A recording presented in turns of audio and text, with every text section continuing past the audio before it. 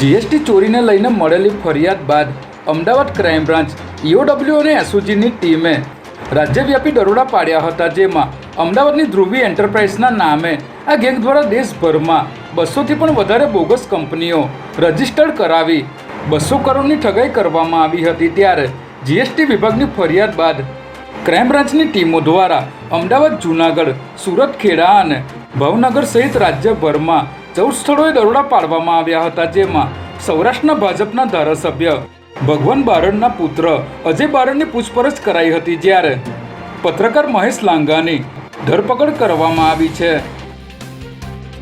PM Narendra મોદીના નેતૃત્વના 23 વર્ષ પૂર્ણ થતાં સમગ્ર રાજ્યમાં 7 ઓક્ટોબરથી 15 ઓક્ટોબર દરમિયાન વિકાસ સપ્તાહની ઉજવણી કરવામાં આવી રહી છે। ત્યારે વિકાસ સપ્તાહની ઉજવણીના ભાગરૂપે ગાંધીનગર પોલીસ ભવન ખાતે પોલીસ કર્મીઓ દ્વારા દેશ માટે જ્ઞાતિ, ધર્મ કે જાતિના તમામ બંધનોથી મુક્ત રહી એક ભારત શ્રેષ્ઠ ભારતના સૂત્રને સાકાર કરવાની સાથે રાજ્યની શાંતિ અને સુરક્ષાને વધુ સુદૃઢ બનાવવા માટે સંકલ્પબદ્ધ થયા હતા। જ્યારે એસીબી કચેરી અમદાવાદ ખાતે અધિકારીઓ અને કર્મચારીઓ દ્વારા ભારત વિકાસ પ્રતિજ્ઞા લેવામાં આવી હતી।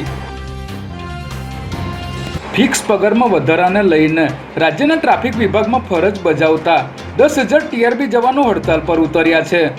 ટીઆરબી જવાનોને રોજના 300 રૂપિયા લેખે પગાર મળે છે, જેની સામે 500 રૂપિયા પગાર ચૂકવવાની માંગ કરવામાં આવી છે। તેમજ મેડિકલ અને સરકારી કર્મચારીઓને મળતા લાભો પણ આપવાની માંગ કરાઈ છે। ત્યારે અમદાવાદના પણ 1600 ટીઆરબી જવાનો હડતાલ પર ઉતર્યા છે અને આજે તેઓએ અમદાવાદ કલેક્ટર કચેરી ખાતે આવેદનપત્ર આપીને પોતાની માંગણીઓની રજૂઆત કરી હતી।